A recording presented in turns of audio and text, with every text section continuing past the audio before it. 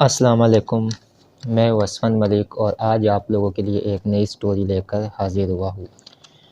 आज की जो स्टोरी है ये हमें जो मौसूल हुई है, भारत से मिली है ये स्टोरी और एक भाई ने भेजी है जो कि जब पाकिस्तान आज़ाद हुआ था 1947 में, तो वो अपने जो है ना अपने जो ख़ानदान के साथ वो भारत में ही रहते थे, लेकिन वो आना चाहते थे पाकिस्तान, लेकिन फिर नहीं आ सके। तो ये वहाँ की कहानी है, ये मुसलमान हैं जिन्होंने कहानी भेजी है और सच्ची कहानी है जो उन्होंने बताया है कि आप इस कहानी को बताएं और इंशाअल्लाह ताला बहुत ही ज़बरदस्त और ख़ौफ़नाक और सच्ची कहानी है। और ये थोड़ी लेंथी कहानी है। अभी पीछे मैंने 33 मिनट की कहानी अपलोड की थी, तो लोगों के मुझे काफ़ी ज़्यादा मैसेजेस भी आए हैं कि जो है ना आपको ये मतलब बहुत छोटी कहानी है, आपने ये अपलोड की है, बड़ी कहानी किया करे ज़्यादा। तो बड़ी कहानियाँ बहुत ज़्यादा हैं, ठीक है, लेकिन वो उस दिन मेरे पास टाइम भी नहीं था और साथ कुछ प्रॉब्लम नेट वगैरह की भी हो रही थी, रिकॉर्डिंग में भी प्रॉब्लम आई थी। तो इसलिए मैंने जो है ना वो छोटी ही कहानी जो है ना आपको सुनाई थी। आज जो ये कहानी है ये बहुत ही ज़बरदस्त है। अच्छा, कहानी सुनाने से पहले मैं फिर आपको कहूँगा कि चैनल को सब्सक्राइब लाज़मी किया करें। अब मुझे मैसेज करके पूछते हैं सब्सक्राइब कहाँ से होता है, तो मैंने हमेशा बताया है कि सब्सक्राइब का बटन, अगर जो लोग लैपटॉप के ऊपर या तो जो है ना देखते हैं, तो वो तो बिल्कुल जो है ना लैपटॉप में नीचे स्क्रीन के बिल्कुल एंड के बीच में लोगो बना आ रहा है, उसके ऊपर क्लिक करेंगे सब्सक्राइब हो जाएगा। वैसे आप सबको पता है कि सब्सक्राइब का आसान तरीका जो है वो यही है कि आप जो है ना बिल्कुल वहाँ पर रेड बटन जो होता है उसको क्लिक करेंगे, तो इंशाल्लाह ताला उससे आपका जो हमारा चैनल है वो सब्सक्राइब हो जाएगा, ठीक है। और लाइक भी कर दिया करें, शेयर भी किया करें। ब्लॉगिंग की आईडी मेरी इसी नाम से AMS लिखेंगे ब्लॉगर के ऊपर जाके, तो वहाँ भी आपको स्टोरी वीडियो में मिल जाएगी, ठीक है। बेसिकली मैं वहाँ के लिए बनाता हूँ, तो यहाँ पे मैं फिर अपलोड भी कर देता हूँ। तो आज की जो स्टोरी मैं आप लोगों के लिए लेके आई हूँ, मैंने ये नाम लिख ली है क्योंकि इसमें काफ़ी ज़्यादा किरदार है। जिन्होंने कहानी भेजी है उनका नाम है खावर। जिसके साथ ये कहानी हुई है, जिसके साथ ये वाक़या हुआ है, उनका नाम है अली नवाज़। और एक इसमें है उनके जो नाना हैं जिनका नाम है नूर मोहम्मद, और एक उनके कज़न है जिनका नाम है ताज अली। खावर जिन्होंने कहानी भेजी है उनकी उम्र इस वक़्त जो है वो है 75 ईयर्स, आप सोच सकते हैं, ठीक है। बाकी जो अली नवाज़, नूर मोहम्मद, ताज अली वो इस दुनिया से जा चुके हैं, लेकिन ये कहानी सच्ची और जो है ना हकीकत के ऊपर मबनी है।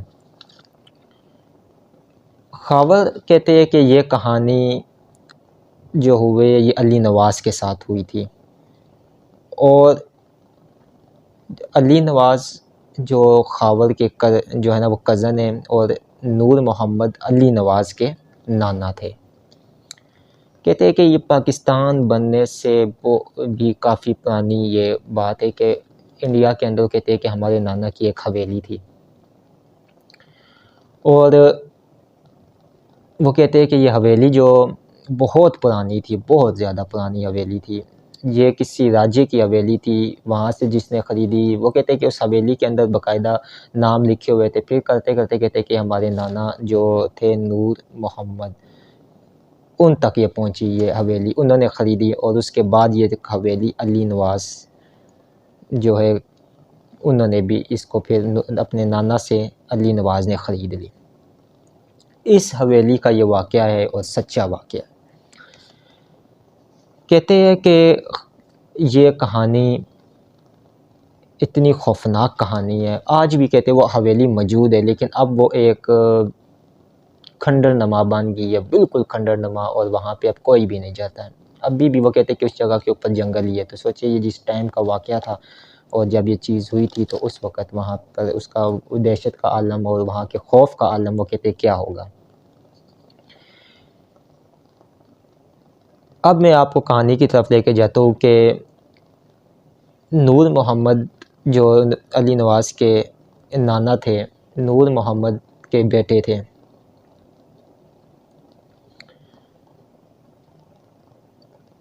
उन्होंने इस हवेली को एक वो बहुत अमीर कबीर थे, जो नूर मोहम्मद थे वो बहुत अमीर थे। तो उन्होंने अपने जो है ना बेटों को अपनी जायदाद में से मुख्तलिफ़ हिस्से दिए, अपनी बेटियों को भी उसमें से हिस्से दिए। आखिर में उनके पास कुछ जायदाद बच गई, तो अली नवाज़ जो थे इन्होंने इस हवेली को ख़रीदने की अपनी नाना से फरमाइश की कि नाना आपकी तो अब इतनी उम्र हो गई है और अब तो आपकी तबीयत भी ठीक नहीं रहने लगी है, तो लिहाजा ये हवेली मुझे बहुत पसंद है, आप ये मुझे हवेली बेच दें। तो नूर मोहम्मद जो कि नाना थे अली नवाज़ के, उन्होंने बहुत कोशिश की कि उन्होंने ये बात बोली अली नवाज़ को कि मैं अभी हवेली फ़िलहाल नहीं बेचना चाहता हूँ, लेकिन जो है ना अभी मैंने कुछ पॉइंट लिखे हुए हैं क्योंकि उनकी कुछ ज़ुबान कुछ अलग थी, मतलब बीच में ऐसे अल्फाज उन्होंने इस्तेमाल किए अपने पुरानी पंजाबी या हिंदी में, तो जिसके मैंने भी ट्रांसलेट करके लिखे और कुछ तो चीज़ें उर्दू में समझ आ गई थी, इसलिए मैं बार बार वहाँ नीचे देख कर आपको कुछ चीज़ें बता रहा हूँ। तो अली नवाज़ ने जिस टाइम उनसे नूर मोहम्मद से ये हवेली ख़रीदने की डिमांड की कि मैंने ये हवेली ख़रीदना चाहता हूँ और आप मुझे ये हवेली बेच दें, तो नूर मोहम्मद ने अली नवाज़ को ये बात कह के कि नहीं, ये हवेली मैं नहीं बेचना चाहता हूँ, लिहाजा मैं ये हवेली नहीं बेचूँगा। तो अली नवाज़ ने बड़ी ज़िद की कि नहीं, आप मुझे बेच दें, आपकी बहुत ज़्यादा एज हो चुकी है। तो नूर मोहम्मद ने भी मतलब कोई उनको नहीं वो कहा कि मैं ये बेचूँगा, लेकिन उन्होंने कहा कि मैंने ये नहीं बेचना चाहता हूँ, हवेली नहीं बेचना चाहता। तो कहते हैं वक़्त के साथ इसी तरह ये बहस चली, उनके अंदर नाराज़गी तक भी बात आई, वो अपने नाना से नाराज़ भी हो गए कि मैं इनको एक अच्छे ख़ासे दाम, एक अच्छी ख़ासी कीमत देना चाहता हूँ, लेकिन ये जो है ना ये इस हवेली को नहीं बेच रहे हैं।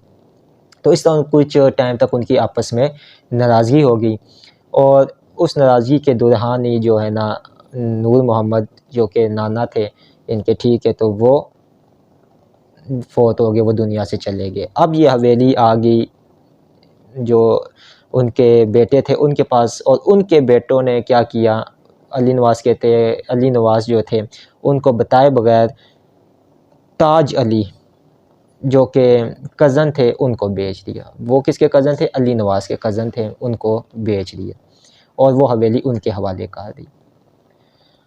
अब जब अली नवाज़ को ये बात पता चली तो उन्होंने अपना मतलब एक फ़ैमिली का जो रिलेशन होता है, उन्होंने गुस्से में आके इस फ़ैमिली रिलेशन को ख़त्म करने की कोशिश की और ख़त्म कर दिया कि मैंने तुम लोगों को अच्छी खासी कीमत दे रहा था, तुम लोगों ने मुझे नहीं बेची है, और जो है ना तुम लोगों ने ताज अली को ये जो है बेच दी, जो उनका कज़न था उसको आपने ये हवेली बेची, जब आप लोगों को पता था कि मैं आप लोगों को अच्छी खासी कीमत, अच्छी खासी प्राइस दे रहा था, लेकिन आप लोगों ने मुझे बताए बगैर उनको ये हवेली बेच दिया।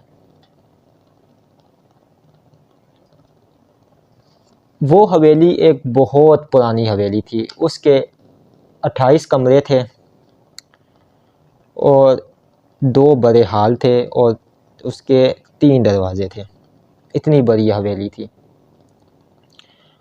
और इसके बीच में एक कतार के अंदर बाकायदा 3 से 4 पीपल के दरख्त लगे हुए थे और एक उसके बीच में दरख्त जो लगा हुआ था वो था बेरी का, जिसका कहते हैं कि कोई अता पता नहीं था कि ये बेरी का दरख्त कितना पुराना है। हिस्ट्री के मुताबिक, उस जगह पे रहने वाले लोगों के मुताबिक, कि ये हवेली बनने से पहले का ये बेरी का दरख्त यहाँ पे मौजूद था। हवेली की हिस्ट्री भी किसी को नहीं पता है क्योंकि ये राजे और महाराजों से ये चलती आ रही थी। अब एक चीज़ राजे और महाराजों से चलती आ रही है तो उसकी हिस्ट्री का भी अभी इतना नहीं पता, लेकिन वो इतना भी मतलब उनको अंदाज़ा था कि ये हवेली बनने से पहले, जो कोई पुराने से पुराना भी जो कोई उनके बुज़ुर्ग था, उन्होंने कहा था कि हवेली बनने से पहले जो है ना ये दरख्त, जो बेरी का दरख्त था, ये मौजूद था। तो जो कि अली नवाज़ थे, उन्होंने एक उनकी आपस में लड़ाई झगड़े, यहाँ तक दुश्मनी तक की नौबत आ गई कि आपने हमें हवेली नहीं दी, हम आपको पैसे देना चाहते थे, आप जो पैसे मांग रहे थे हमने वो देने थे, और आपने जो है उनको मतलब बेच दिया।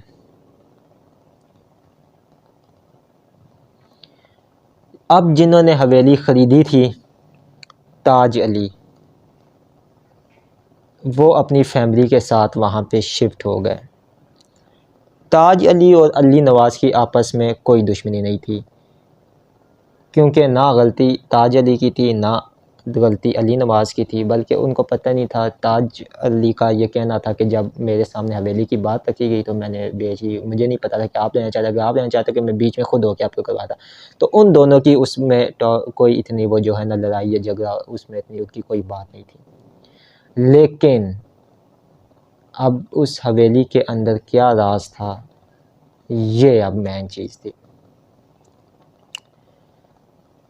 कहते कि एक दिन उस हवेली के अंदर, वो जो पुरानी हवेली थी, वहाँ पे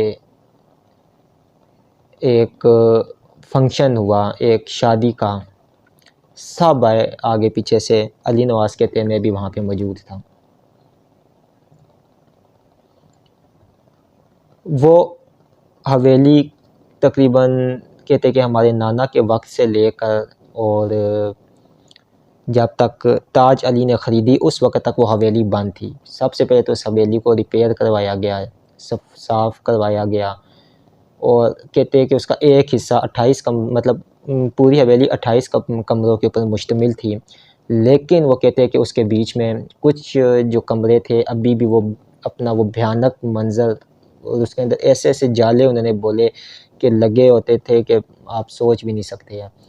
और वो एक भयानक मंज़र जो है ना वो पेश करती थी।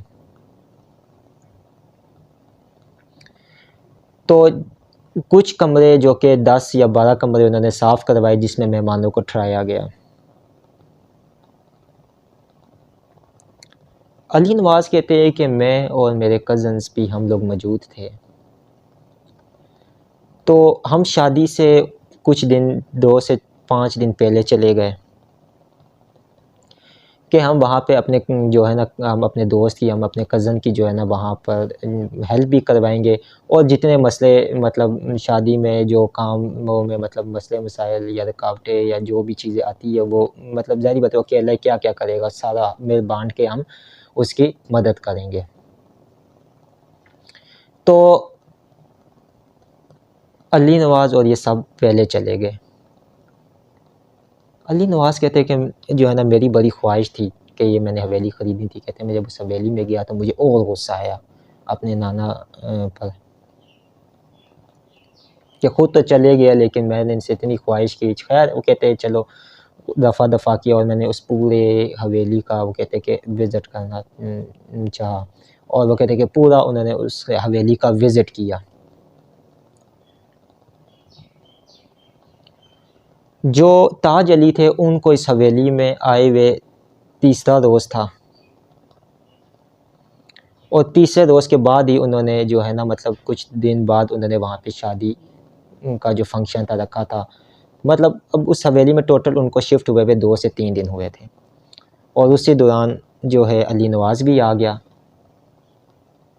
अली नवाज़ आया ताकि जो है ना वहाँ पे उनकी मदद, उनकी हेल्प वगैरह की जा सके। तो अली नवाज़ कहता है कि हमने पूरा दिन काम किया, बहुत ज़्यादा काम किया, और उसके बाद हम पीछे जहाँ पे दरख्त लगे हुए थे वहाँ पे गए तो वहाँ पे वो कहते हैं कि हम हैरान हो गए, वहाँ पे बहुत ज़बरदस्त, वो कहते हैं कि वहाँ पर ना बेर लगे हुए थे, मीठे मोटे बेर लगे हुए थे, और बहुत ही ज़बरदस्त जो है ना वो कहते हैं कि वहाँ पर जो है ना मीठे बेर और बहुत घना तरीन दरख्त था। वो कहते हैं कि हम वहाँ पे उस वक़्त एक रस्सी वो उन्होंने बताई, उन्होंने कहा कि रस्सियाँ हम दरख्त के ऊपर फेंकते थे और एक रस्सी इधर से फेंकते थे, फेंक कर और कहते हैं कि फिर हम जो है ना उसके ऊपर इस तरह पकड़ के फिर हम वो कहते हैं कि उसके ऊपर पाँव रख के चलते थे कि वहाँ पे उस वक़्त सीढ़ियाँ या वो होती थी लेकिन मौजूद नहीं थी। तो उस दरख्त पे ये आलम होता था कि अगर हम उस दरख्त के ऊपर ऐसे इस तरह कहते हैं कि जड़ों की वो जाल से बने हुए थे कि अगर हम उसके ऊपर सो भी जाए ना तो हमें कोई डर खौफ नहीं था कि हम उसमें गिर सकते हैं। वो इतने ज़बरदस्त और इतना घना तरीन जो था ना वो था बना हुआ वहाँ पर।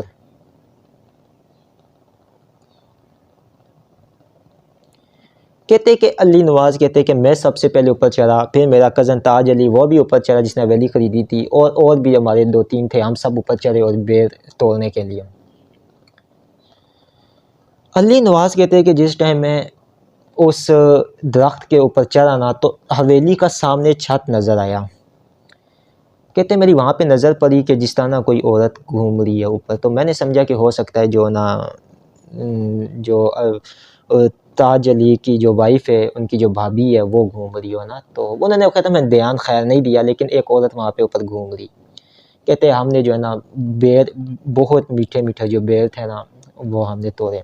कहते हम बेर मतलब तोड़े तो हमारी एक साइड के ऊपर निगाह गई उस दरख्त, क्योंकि वो बहुत ज़्यादा वो कहते घना दरख्त था, तो कहते हमारा उस साइड पे जिस टाइम ध्यान गया है तो वहाँ पे शहद लगा हुआ था, बहुत मिक़दार में ख़ालिस शहद। कहते हैं मैंने अरे जो है ना ताज अली को ये बात बोली कि ताज भाई सामने शहद लगा हुआ है, इस शहद को किसी तरह तोड़ते हैं, ये बहुत बड़ा और शहद लगा हुआ है। तो ताज अली ने कहा अगर तो तोड़ सकते हो ठीक है तो इसको तोड़ो, वरना ये है कि जो है ना मक्खियों ने, अगर मक्खी हमारे पीछे लग गई तो फिर हम शादी भूल जाएंगे और मक्खियों का इलाज करवाते फिरेंगे। उसने कहा आप ये बात मेरे पे छोड़ दे। अली नवाज़ कहते कि ये हम लोग जो है ना हमने इस शहद को तोड़ना है। उन्होंने कहा ठीक है। कहते हमने कहा चलो ठीक है इसको कल तोड़ेंगे, क्योंकि आज हमने सारा काम थक गए, आज मेरे पास कोई इतना काम नहीं है, तो इसको जो है ना हम कल इस पूरे शहद को जो है ना वो तोड़ते हैं। वही बात हुई। कहते कि रात को हम सोने के लिए बिस्तर में गए। जो अली नवाज़ है वो कहते कि जिस टाइम हम रात को सोने के लिए गए तो कहते कि कोई रात का पहर होगा, कोई 12 बजे का टाइम होगा या 1 बजे का टाइम होगा। तो कहते कि एक जगह से ना एक सिंगिंग गाने की आवाज़ आ रही, और वो उन्होंने एक गाना जो हिंदुओं के टाइप का गाना होता है, जो कि पुराने टाइप के जो ताल होते थे, पुराने वक्तों के जो एक सुर होते थे, वो जो है ना उसको उन्होंने सुना अपने कानों में कि कहीं से ये आवाज़ आ रही है, और बाकायदा पायल की भी आवाज़ आ रही है कि जिस तरह कोई नाच रहा है। तो अली नवाज़ कहते हैं कि बड़ी ये जो है ना मेरे लिए हैरत अंगेज़ बात थी कि यार ये आवाज़ कहाँ से आ रही है, मतलब किसने गाना, ये मतलब कौन गा रहा है, क्योंकि उस वक़्त कोई टेप या कोई ये चीज़ नहीं हुआ करती थी, बहुत कम। लेकिन वो कहते हैं कि टेप अगर नहीं होती थी वहाँ पे उस वक़्त बाकायदा ये जो गाने गाने वाले इन होते थे इनको बुलाया जाता था, जो पुराने वक्तों के होते थे, तो वो ही आकर ये गाना वगैरह गाते थे। तो अभी कहते हैं अली नवाज़ में इस कश्मकश में था कि मेरा जो दरवाज़ा है ना वो खटका, किसी ने खटखटाया। तो कहते कि मैं उठा और मैंने दरवाज़ा खोला तो देखता हूँ जो है ना ताज अली दरवाज़े के पास खड़ा हुआ है, और कहता है कि अली नवाज़ तुम्हें आवाज़ सुनाई दे रही है? तो अली नवाज़ ने कहा यही जो गाने की तुम बोल रहे हो। कहते हैं हाँ। उसने कहा ये कहाँ से ये आवाज़ जो है ना आ रही है, कि कितना ये टाइम हो गया, मतलब ये आवाज़ मतलब मैं भी ये सुना, मैं भी इसी कश्मकश में था कि ये आवाज़ कहाँ से आ रही है। तो उन्होंने जो अली ताज और अली नवाज़ ने कहा आओ हम देखते हैं ये आवाज़ आ रही कहाँ से है। तो वो चलते, चलते, चलते जो है ना उन्होंने जहाँ से आवाज़ आ रही, तो ये आवाज़ हवेली के उस पोर्शन में आ रही जहाँ पे कुछ कमरे साफ़ नहीं करवाए गए थे, और उसमें एक कमरे ऐसा था जिस कमरे को आप खोलेंगे तो उसके पीछे एक बड़ा हॉल, बहुत बड़ा हॉल खुल जाता था। लेकिन उसकी हालत ये थी कि उसके अंदर आप जा नहीं सकते थे, क्योंकि उसके अंदर मिट्टी, धूल, जाले, डस्ट इतनी थी कि आप सोच भी नहीं सकते हैं। वो इतना पुराना अरसे दराज से कोई, वो कहते हैं कि हमारे नाना के वक्त से वो बंद थी हवेली। जितना हो सका था उन्होंने साफ़ करवा दिया था, वो भी प्रॉपर साफ़ नहीं हुआ था, बाकी वहाँ तक नहीं, लेकिन वहाँ से ये आवाज़ आ रही। अब ये एक बड़ा ख़तरनाक और खौफ़नाक मंज़र था कि यार यहाँ ये तो बंद है, तो यहाँ से क्या आवाज़ आ रही है। लेकिन आवाज़ उन्होंने देख लिया जब वो वहाँ उस कहते कि वो कुछ फ़ासले के ऊपर ही था वो कमरा और उसके बाद वो हॉल, लेकिन आवाज़ पता चल रही थी कि बाकायदा में कोई ना कोई आवाज़ आ रही है। वो कहते हैं कि जो अली नवाज़ और ताज अली, इन दोनों को पता चल गया कि यार ये मामला कुछ और ही है, क्योंकि यहाँ पे इस जगह से आवाज़ आना और वाज़िया तौर पे आना, ये मतलब कोई वो नॉर्मली इंसानों की बात नहीं है। ख़ैर उन्होंने वापस आए और आके उन्होंने ये फ़ैसला किया कि यार हमें ये कुछ मामला और लग रहा है, क्या मामला हो सकता है। खैर उनको पता चल गया था, पहले ही उनको शादी में पता चल गया नहीं ये मामला कुछ और है। खैर सुबह हुई, सुबह जब हुई तो उन्होंने जो है ना पहले ये फ़ैसला किया कि यार अब 2 दिन बाद शादी है और ये इस तरह का मामला होना, गाने की रात को आवाज़ आना और इस तरह पायल की जिस तरह कोई नाच रहा हो, जिस तरह कोई रक़्स कर रहा हो, तो अब हम क्या करें? कुछ ना कुछ तो गड़बड़ है।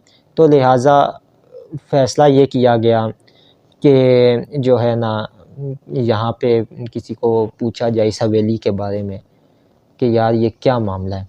अच्छा, एक चीज़ वहाँ पे ये हुई कि वो जो दरख़्त के ऊपर शहद लगा हुआ था, ख़्वाब अली नवाज़ और ताज अली ने तो मतलब वो प्लान बनाया था कि हम अगले दिन उसको तोड़ेंगे, लेकिन अली नवाज़ और ताज अली तो ये इस बात में हो गए कि यार ये मतलब हम किस तरह ये इस हवेली में ये क्या गड़बड़ रात को हुई है और इसके बारे में हम क्या करें, किससे पूछे इस हवेली के बारे में या कुछ हो या कोई आस-पास, तो वो उसमें रह गए। उनके साथ 2 से 3 और जो लोग थे जो वो भी बेर तोड़ने के लिए साथ थे, उनके ज़हन में ये बात गई कि यार वो जो दरख़्त के ऊपर हमने देखा था वो शायद वो तोड़ना है। वो अपने जो भी उनके पास वो लक्कड़ और वो उधर वो उस शहद के अंदर पंगा लेने चले गए कि हम शहद तोड़ते हैं। वो उधर शहद तोड़ने के लिए जिस टाइम गए, वहाँ पे उन्होंने जो भी प्रोसेस जो भी था, तो उन्होंने जिस तरह ही उनके पास एक वो कहते हैं कि जो है ना वो एक डंडा सा था और उसके ऊपर आग जल रही थी। उन्होंने जिस तरह ही वो डंडा वो आग उस शहद के पास लेकर जाए तो वो शहद के अंदर से एक धमाके की आवाज़ आई और ऐसी ज़ोरदार धमाके की आवाज़ थी कि वो आवाज़ इतनी ज़ोरनाक और भयानक आवाज़ थी कि अली नवाज़ और ताज अली दोनों के कानों ने सुनी और दोनों उस दरख़्त की तरफ जब भाग कर गए तो क्या देखते हैं कि नीचे उनके जो वो दोस्त थे वो तीनों के तीनों नीचे बेहोश पड़े हुए और पूरे का पूरा उनका जो लिबास था वो खून में इस तरह हुआ था लथपथ के आप समझ लें कि जिस तरह उनको किसी ने ना पूरे खून के ड्रम के अंदर डाल कर ना पूरा घुमा के और इतना खून पूरा का पूरा उनका मुँह से लेके और खून और वो वहाँ तीनों पड़े हुए जल्दी-जल्दी उन्होंने उठाया है और उनके खून उनके अपने कपड़ों पे खून जल्दी-जल्दी वो हवेली वाली साइड लेकर गए। उन्होंने उसको मतलब जो भी वहाँ से उस टाइम का ट्रीटमेंट जो था उसको देने की कोशिश की लेकिन उनको होश आ गया। अच्छा, सबसे बड़ी बात ये थी, सबसे जो अहम बात ये थी वो ये थी कि वो उनके जिस्म के ऊपर से खून नहीं निकला था।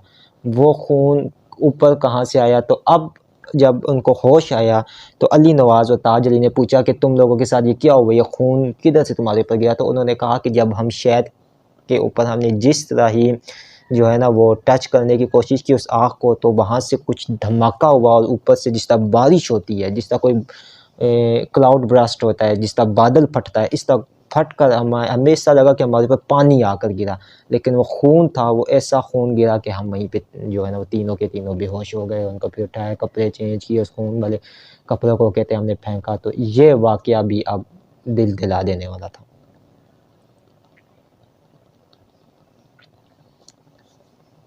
अब वो कहते हैं कि अगले दिन की भी रात हो गई, अब तो हमारे पास सिर्फ़ 2 दिन बचे थे शादी में। वो कहते हैं अगले दिन की भी वो रात हो गई।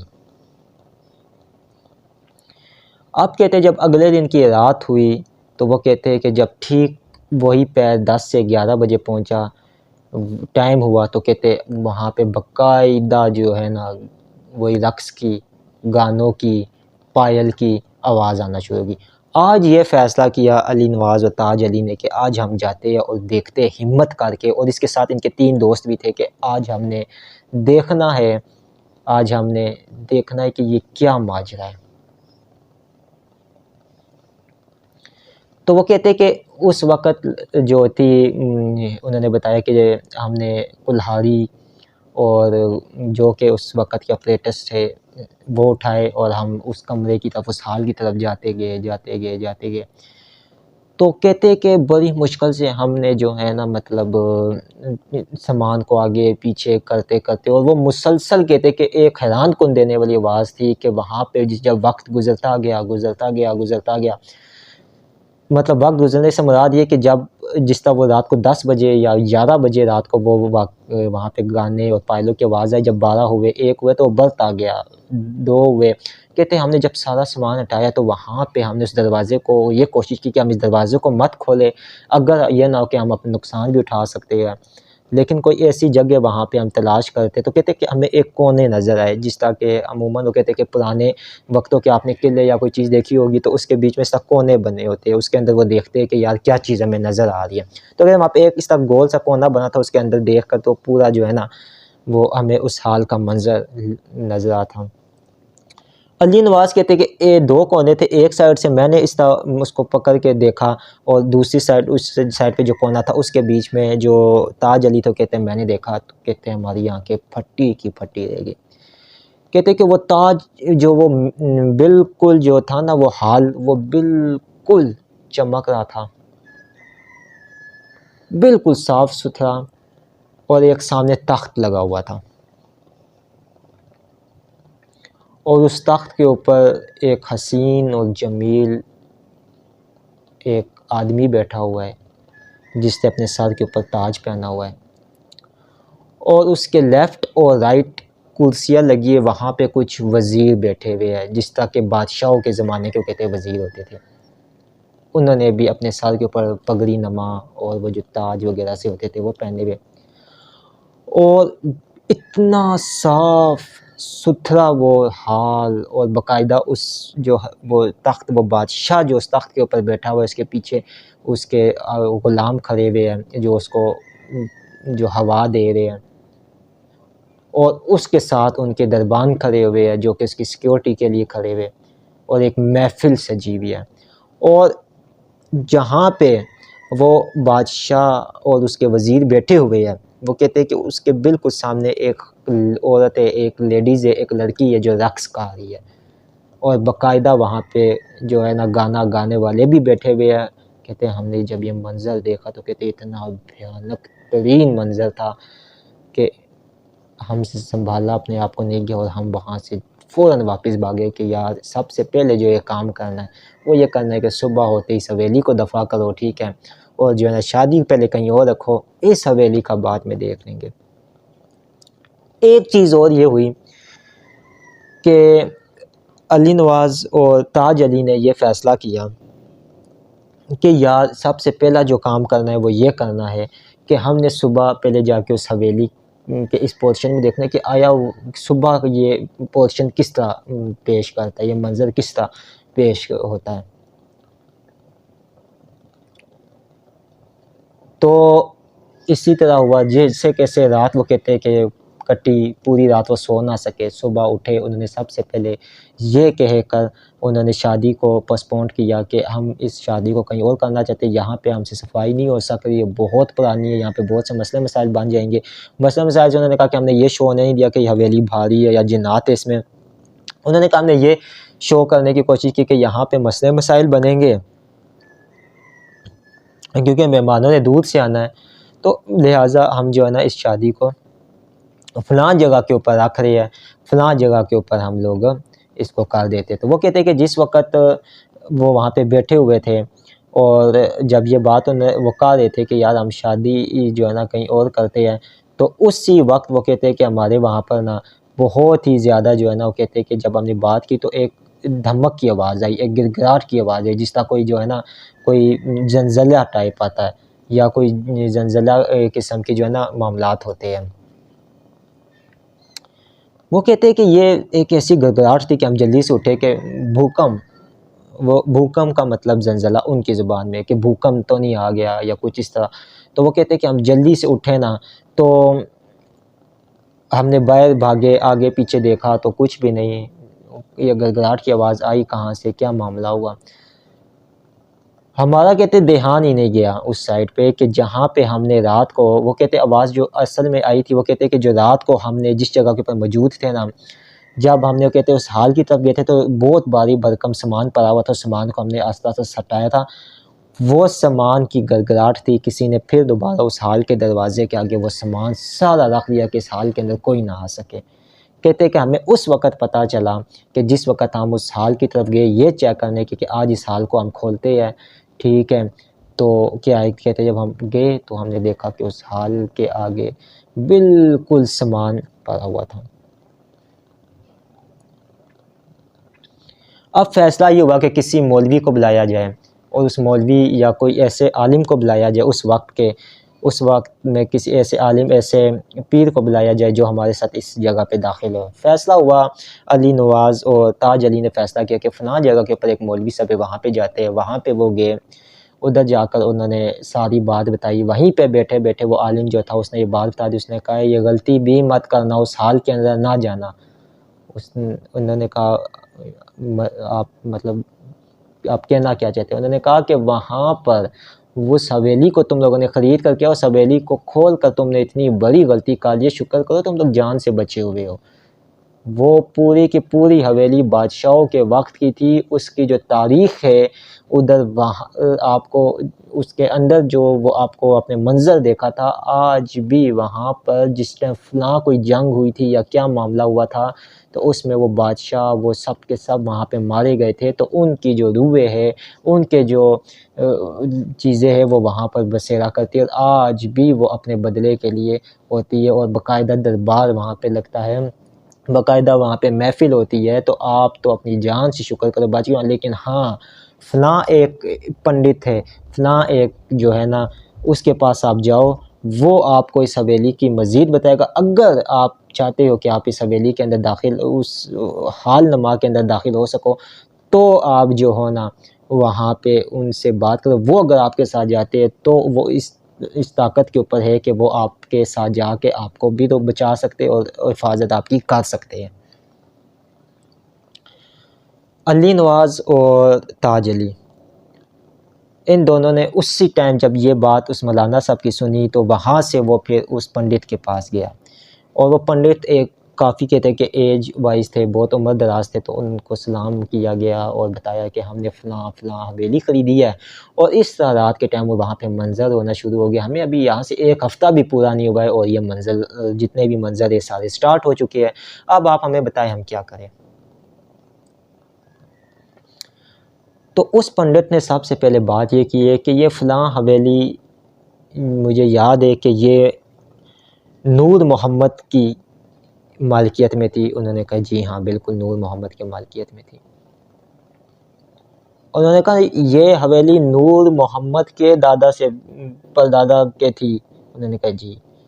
तो उन्होंने कहा कि आपको ये हवेली किसने कहा था कि ख़रीदे? तो उन्होंने कहा कि ये नूर मोहम्मद साहब के पास थी, वो तो चले गए, वो तो फ़ौत हो गए, लेकिन जो ये मेरे कज़न है ताज अली, इन्होंने ये उनके जो बेटे थे उन्होंने ताज अली को बेच दी। उन्होंने कहा कि नूर मोहम्मद इस राज़ को जानते थे, तब ही वो हवेली आपको नहीं दे रहे थे। ये हवेली नहीं है, ये समझ लो कि एक मौत का घाट है। यहाँ पे मौत, आप पता नहीं आपने 3-4 दिन किस तरह गुज़ार दिए, आपकी किस्मत अच्छी थी, लेकिन ये एक मौत का घाट है। आप इस हवेली को फ़ौरन ख़त्म कर दो, बंद कर दो। और वो पंडित जो था उसने अपने इल्म के मुताबिक, अपने जो उन्होंने अल्फ़ाज़ इस्तेमाल किया ज्ञान, उसने अपने ज्ञान और अपने इल्म के मुताबिक ये चीज़ पता लगाने की कोशिश की, और उन्होंने बताया भी कि अभी तो आप सब्र करो। अभी जो वो आपके 3 दोस्त जिन्होंने उस दरख्त के ऊपर शहद उतारने की कोशिश की थी, दरअसल उन्होंने जिन्नात के वहाँ पे जिन्नात थे, जिन्नात के बच्चों को भी मार दिया है। और वो जो खून उनके ऊपर गिरा था, उसने वहाँ पे बैठे-बैठे ये बात बता दी थी कि वो जो खून उसके ऊपर गिरा था, वो जो खून की छींटें उनके ऊपर गिरी थी, वो पूरे खून में लथपथ हो गए थे। उनकी खैर नहीं है, पहले उनको बचाना होगा, फिर इस हवेली के अंदर मैं आपके साथ चलूँगा और आपको बताऊँगा और आपको इसका राज़ बताऊँगा।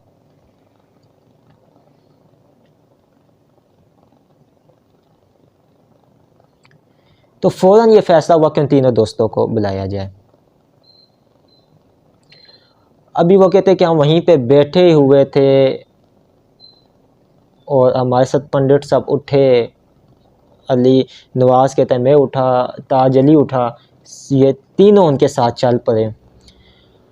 और जिस टाइम वो कहते हैं कि हम अपनी हवेली से पीछे थे, उनके जो वो तीनों दोस्त उनके घर की तरफ रवाना थे, तो रास्ते में हमें किसी ने ख़बर दी कि फ़लाँ तीनों तुम्हारे दोस्त उस नहर के अंदर नहाने के लिए गए थे, वापसी के ऊपर पता नहीं उनको क्या हुआ, किसी चीज़ ने उनके ऊपर हमला किया, किसी जानवर ने उनके ऊपर हमला किया, तीनों अपनी जान नहीं बचा सके और तीनों मार गए।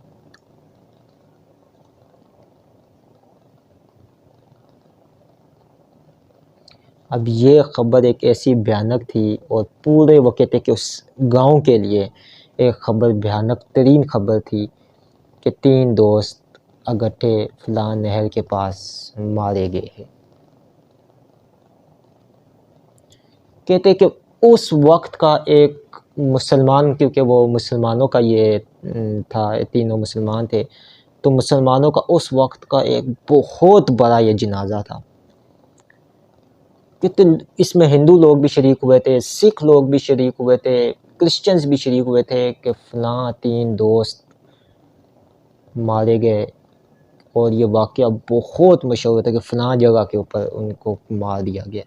अब किसी को ये नहीं पता था कि क्या हुआ, कोई कहता है नहर के अंदर, कोई कहता है किसी जानवर ने हमला किया, लेकिन वो कहते हैं कि उसके जिस्म के ऊपर ना इस तरह खूंदर जो नहीं होती, इस तरह नाखूनों से जिस तरह वो करेशते हैं, इस तरह वो निशान थे बस।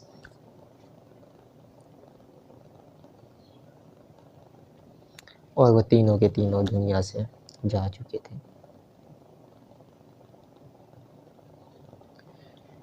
अली नवाज़ और ताज अली ने ये बात अपने तक रखी और पंडित ने भी इनको यही बात बोली कि ये आप अपने तक रखो, हवेली के अंदर क्या है ये राज मत खोलना। पंडित ने उनको मज़ीद ये बात बताई कि अगर उस दिन आप लोग भी उस शहद तोड़ने के चक्कर में शामिल होते तो आप भी जान से चले जाते, ये तो आपकी किस्मत अच्छी थी। फैसला ये हुआ कि आओ इस हवेली के अंदर जाया जाए और उस पोर्शन के अंदर जाए। सुबह के वक्त वो कहते कि जब उस पोर्शन के अंदर दाखिल हुए तो कहते कि हमारे जो नौकर थे वो बेचारे सामान उठा कर थक गए, इतना सामान था। जब उस सामान को हटाया तो उस हाल के अंदर जब दाखिल हुए तो कहते हैं कि उस हाल के अंदर कदम रखने की भी जगह नहीं थी। पुराना फर्नीचर, पुरानी चीज़ें और मिट्टी की इतनी थे जिस तरह कि यहाँ पे सैराब बना हुआ है सारा। इतनी खस्ता, अंधेरा, भयानक तरीन सूरत हाल थी उस हाल की कि हम लोग परेशान, हैरान हो गए। हमने पंडित साहब को कहा, पंडित साहब ये वही हाल है कि जो रात के टाइम इतना खूबसूरत कि हम सोच नहीं सकते। तो पंडित ने उन्हें यही बात बोली कि मैं तुम्हारी बात बिल्कुल एग्री करता हूँ, तुम बिल्कुल झूठ नहीं बोल रहे, मुझे पता है इसके बारे में कि ये रात के टाइम ऐसा समा। वो कहते ये नहीं, ये पूरी ही हवेली ऐसे समा का मंजर बयान करती है कि आप सोच भी नहीं सकते हो, लेकिन क्योंकि आप लोग यहाँ पे शिफ्ट हो गए हो तो इसलिए उन्होंने इस हाल के अंदर ये चीज़ें कि आपको इस वजह से, वो कहते कि हमारे इल्म के मुताबिक, उस पंडित ने ये बात बोली कि मेरे इल्म के मुताबिक ये चीज़ मुझे समझ आ रही है कि आपको इस वजह से नुकसान नहीं हो सका कि आपके नाना नूर मोहम्मद इस राज को जानते थे, उन्होंने कभी भी इस हवेली को जो है ना नहीं खोला, लेकिन आपने इसको खोलने की कोशिश की, लेकिन क्योंकि आपको उन्होंने इशारे दिए अगर आप मज़ीद 1 हफ़्ता या 2 हफ़्ते यहाँ पे रुकते, ठीक है, तो आपको उन्होंने मार देना था। लेकिन उन्होंने ये बात बोली कि आप इस हवेली को फ़ौरी तौर पे खाली कर दे और इसको जो है ना लॉक कर दे और इसको ख़त्म कर दे। उन्हीं दिनों कहते हैं कि हमसे एक और मिस्टेक हुई, वो ये मिस्टेक हुई कि हमारा जब हमने वो सामान वग़ैरह और ये चीज़ें ख़त्म कर दी, तो वो कहते हैं कि सब कुछ जब ख़त्म हो गया तो अब यहाँ पे ताज अली जो उनका कज़न था, अली नवाज़ कहते हैं कि मुझे शादी के, क्योंकि हमने शादी मेंशन थी, कहते हैं कि शादी के फंक्शन के लिए मुझे जो है ना जाना पड़ा दूसरी तरफ। अली नवाज़ को, ताज अली को मैंने ये बोला कि आप जो हो वो जो है ना बाकी सारा काम देख लेना और हवेली में जितना सामान वगैरह वो भी पहुँचा दे। तो उसके बीच में एक रात आ रही थी हवेली के अंदर रहने की।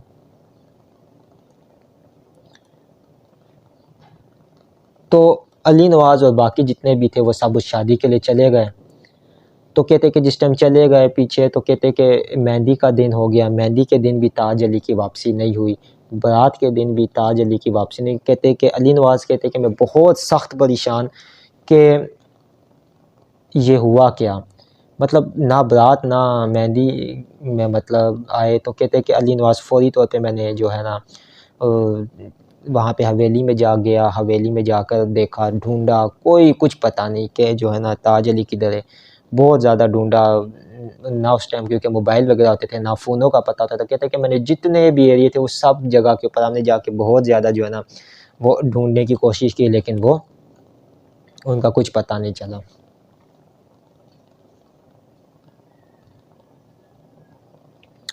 और फिर उसके बाद वो कहते हैं कि जिस टाइम उनका कोई कुछ पता नहीं चला, तो कहते कि मैं सीधा उन्हीं पंडित साहब के पास गया और उनको मैंने बोला कि मैं वो जो ताज अली मेरा कज़न था जो मेरे साथ आया था, उसका कुछ पता नहीं चल रहा है, कोई पता नहीं है कि वो कहाँ गया, वो आप देखें।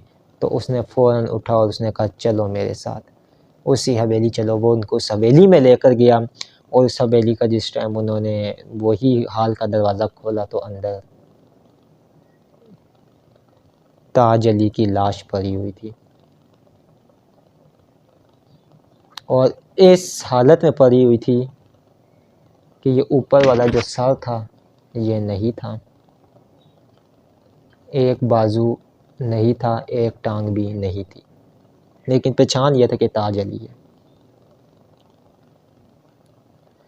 अब इस हवेली का ये वो राज खुला कि जो पूरे उस गांव के अंदर, उस इलाके के अंदर फैल गया कि ये हवेली के अंदर इस तरह एक पुरस्कार मौत हुई है और फ़लाँ जो हवेली थी वहाँ पे चीज़ हुई। अब ये हवेली भारी भरकम उस वक़्त आज से पाकिस्तान बनने से पहले का ये वाक़या मशहूर हो गई। वो पंडित जो था उन्होंने अली नवाज़ को ये बात बोली कि अली नवाज़ देखो, तुम्हारी जान लिखी हुई थी, तुम्हारी बचत हो गई है, लेकिन पहले तुम्हारे 3 दोस्त गए, उसके बाद ताज अली भी चला गया। उन्होंने कहा उस रात जिस वक़्त तुम ताज अली को वहाँ पे छोड़ कर गए थे, उस घर के अंदर जब तुम उनको छोड़ कर गए थे,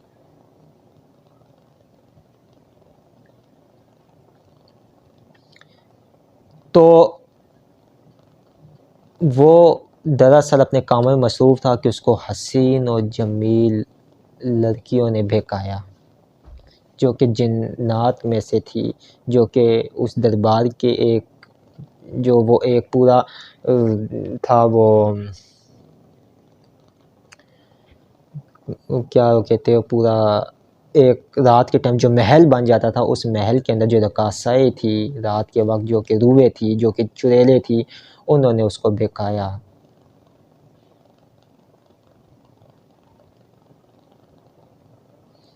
और वो उनके बहकावे में आ गया और वो उसको उस महल के उस पोज़ीशन, उस हाल तक उसको ले गई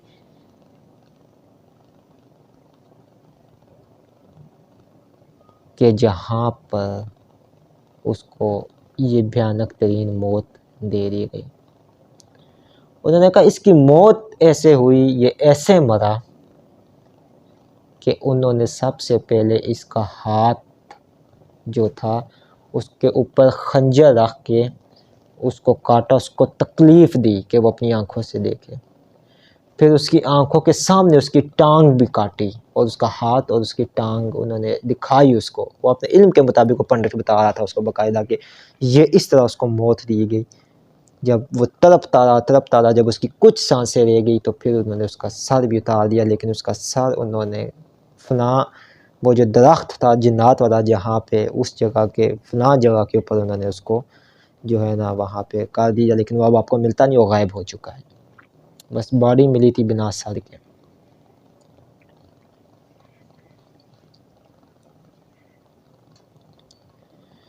कहते हैं कि ये वो भयानक तरीन कहानी थी, ये वो भयानक मंज़र था। उसके बाद फिर उस हवेली को पक्का बंद कर दिया गया और कहते हैं कि आज भी ख़ावर कहते हैं हवेली वो मौजूद है, बहुत ख़स्ता हाल में। कहते कि एक बार गवर्नमेंट ने उसको तोड़ने की कोशिश की थी, तो कहते कि बाकायदा उनके जो डैम्पर थे वो उठाए वापस जाते थे। तो फिर अब वो जहाँ पे वो हवेली मौजूद है, उसी जगह के ऊपर उन्होंने कहते हैं कि जो है ना बस वहाँ पे कोई भी नहीं जाता। अब तो उसके दरवाज़े भी टूट गए हैं, लेकिन आज भी वो कहते हैं कि ये मंज़र वहाँ पे आते हैं, लेकिन कोई उसके आस-पास नहीं जाता है। अब तो कहते हैं कि वहाँ पे वो जहाँ पे हवेली है वहाँ पे इतना जंगल नुमा हो गया कि लोग वहाँ पे उस कि 2-2 3-3 किलोमीटर दूर भी जो है ना वो कहते हैं कि उसके पास जाने की कोशिश नहीं करते हैं। इतना वो कहते हैं कि वहाँ पे भयानक मंज़र वो पेश करती है हवेली। कहते ये हमारे ख़ानदान, और कहते हैं कि सबसे बड़ी बात ख़ावर बात बोलते हैं कि हमारी कई पुश्तों की है ये हवेली, मतलब हमारे ये पता नहीं कितने पुश्तों में से चलती आ रही थी। लेकिन कहते आज तक अगर कोई पूछे कि इस हवेली का कौन मालिक है, कहते हमने आज तक ये बात नहीं बोली है कि ये हमारे मकीनों की है। लेकिन वो कहते हैं ये एक सच्ची कहानी थी जो आज मैं आपको ऑन द एयर ये बात बोल दी है कि ये मतलब इस तरह वाक़या हुआ था। और ये उन्होंने फ़र्ज़ी नाम बताए थे सारे, अली नवाज़, नूर मोहम्मद, ताज अली, ये असली नाम है, मतलब ये जो जिनके साथ हुआ है। अपना उन्होंने ख़ावर नाम ये फ़र्ज़ी बताया है, असली नाम उनका और था। उन्होंने खुद कहा है कि मेरा नाम ख़ावर रख दें, और वो कहते हैं कि ये सच्चा वाक़या हुआ था। और आज भी कहते हैं कि ये हम काँप जाते हैं और कहते हैं उस हवेली को देख कर के यार, इस वजह से वो इस राज से वाकिफ़ थे नूर मोहम्मद। लेकिन उन्होंने सबसे बड़ी जो नूर मोहम्मद ने गलती की थी वो ये गलती की थी कि उन्होंने इस राज को किसी को बताया नहीं था कि यार ये चीज़ जो है ना मतलब इस तरह उस हवेली के अंदर थी। तो ये आज की सच्ची कहानी थी जो मैंने आप लोगों के साथ शेयर की है। आप लोग भी अपनी सच्ची कहानियाँ बहुत ज़्यादा मेरे पास मेंशन अब आ रही है, अब साथ-साथ मैं आप कोशिश करूँगा इंशाल्लाह आपको मिलती रहे। देखिए, बात ये होती है ना कि बहुत से लोग कहते हैं कि क्या ये सच्ची कहानी है? अभी कोई वाक़या इस वक़्त में हुआ है, क्वेश्चन आता है। तो इस वक़्त 2022 का मैंने एक आपको पीछे कहानी बताई थी कि जो अभी 2018-19 तक हुई है। तो अभी भी 2022 में भी ऐसी जगह मौजूद है, लोगों के साथ वाक़यात हैं, लोग बता रहे हैं। बहुत लोगों के साथ वाक़यात होते हैं। ये वो कहानी है जो पुरानी मेरे पास आई है, इसमें नई भी आई है, इसमें अमेरिका की यूएसए से भी आई हुई कहानी है। ऐसी-ऐसी कहानियाँ हैं कि आप सुनेंगे आपको पता चल जाएगा। अभी मेरे पास एक रात को कहानी आई है पुराने कब्रिस्तान की, जमशोरों का या कोई पुराना कब्रिस्तान था वहाँ की कहानी है ये, वो भयानक तरीन वो कहानी भी है। असल में ये कहानी सुनाने का ये मकसद होता है कि ये जो सच्चे वाक़यात हैं, आज भी ये चीज़ें होती है। इसमें कोई इनकार कर भी नहीं सकता है कि जिन्नात या ये चीज़ें भूत या ये चीज़ें नहीं है, इसमें कोई इनकार नहीं कर सकता, ये मखलूक है। अल्लाह ताला ने कुरान मजीद में भी जो है ना सूरह जिन के अंदर ख़ुद बाकायदा जिन्नात का ज़िक्र है। तो इसमें ये बोल देना कि ये नहीं है, ये सब चीज़ें हैं, ये हक़ है, ये साबित है। बहुत सी कहानियाँ मुझे ऐसे भी अभी मौसूल हुई है जो काले जादू के ऊपर मबनी कहानियाँ हैं, जिन्होंने घर के घर बर्बाद कर दिए, वो कहानियाँ भी मुझे मिली है। सिर्फ़ ये कि रिकॉर्डिंग में एक बहुत ज़्यादा टाइम लगता है, बाकी भी टाइम नहीं होता है कुछ। तो मेरे पास कहानियाँ इतनी है कि अगर मैं आपको दिन में 2-2 भी देना चाहूँ तो मेरे पास ख़त्म नहीं होगी, क्योंकि लोग भेज ही जा रहे हैं। लेकिन इसमें एडिटिंग करना और फिर इसके बाद इसको अपलोड करने में ज़्यादा टाइम लगता है। तो जीमेल आईडी और व्हाट्सएप नंबर चल रहा होता है स्क्रीन के ऊपर। और बाकी जो है चैनल को लाज़मी सब्सक्राइब करें, वीडियो को लाज़मी लाइक किया करें, ठीक है। तो ब्लॉगिंग पे तो ख़ैर नहीं, आप यूट्यूब पे सारे देखा करें। ब्लॉगिंग पे ये होता है कि जो है ना वो वहाँ पे जिन्होंने बनाई हुई आईडी तो वही उनके पास ही ओपन होती है। लेकिन आप लोग यूट्यूब के ऊपर ये स्टोरी देख लिया करें, इंशाअल्लाह ताला आप लोगों के नहीं, मुझे काफ़ी लोगों ने मैसेज किया कि आप जब स्टोरी अपलोड करते हैं ना, तो अच्छा एक चीज़ और मैं आपको बताऊँ, बहुत से लोग कहते हैं कि आपके व्यूज़ हमें जो है ना बहुत कम लगते हैं, शो नहीं होते हैं, ये वो। असल में चैनल अभी न्यू बना है, पहली चीज़। दूसरी चीज़, यूट्यूब का जो एक लॉ है वो ये है कि व्यूज़ जो आपके होते हैं ना, वो अगर 16-17 शो हो रहे हैं ना, तो वो 16-17 नहीं होंगे, वो ज़्यादा होते हैं। वो सिर्फ़ एक लिमिट में वो उनके व्यूज़ हर 2 मंथ या 1 मंथ बाद उनके अपडेट होते हैं। पहली चीज़ ये आप ज़हन में रखें, उससे ये चीज़ होती है। और बाकी ये स्टोरी बेसिकली मैं ब्लॉगिंग के लिए बनाता हूँ। जब ब्लॉगिंग के ऊपर अपलोड होती है ना, तो वहाँ से यूट्यूब के साथ खुद ब खुद कनेक्ट हो जाती है। ये कनेक्ट अपलोड उस पे हो या होती है, तो जो वहाँ से जो है ना ब्लॉगर के ऊपर जो वहाँ से खुद ब खुद ये आ जाती है, यूट्यूब के ऊपर कनेक्ट हुई है, ठीक है। तो ये थी आज की स्टोरी जो सच्ची कहानी थी। और अच्छा एक चीज़ और मैं आपको बता रहा था कि आप लोगों ने खुद ही मुझे काफ़ी मैसेजेस आए कि जुम्मा, हफ्ता, इतवार, इन 3 दिनों में आप 3 स्टोरियाँ में लाज़मी दें। तो मैं इंशाअल्लाह कोशिश करूँगा कि आपको, वो कहते हैं कि जुम्मे को और हफ्ते को तो कहानी सुनने का एक अपना मज़ा है। तो इंशाअल्लाह मैं जुम्मा, हफ्ता और इतवार आपके लिए पूरी कोशिश करूँगा कि स्टोरी जो है ना, वो 3 स्टोरियाँ बना के पहले से रिकॉर्ड करके रख दूँ, और जुम्मे को भी आपको मिले, हफ्ते को भी मिले और इतवार की रात को भी आपको ये मिले, ठीक है। स्टोरी का टाइम इंशाअल्लाह ताला अब जो मैं इस अपलोड किया करूँगा, वो तकरीबन 9:30-10 बजे आपको स्टोरी मिल जाया करेगी, अगर कोई इंटरनेट की प्रॉब्लम या कोई इस तरह की नहीं होती है तो। क्योंकि बाज़ का इंटरनेट की प्रॉब्लम या कुछ और प्रॉब्लम अगर हो जाए, कोई काम में बिज़ी है इसलिए, या एडिटिंग में कुछ हो जाए, तो फिर एक अलग चीज़ है कि स्टोरी रात को 12-1 बजे तक अपलोड हो जाती है, ठीक है। तो इसी के साथ मुझे इजाज़त दें, अल्लाह हाफ़िज़।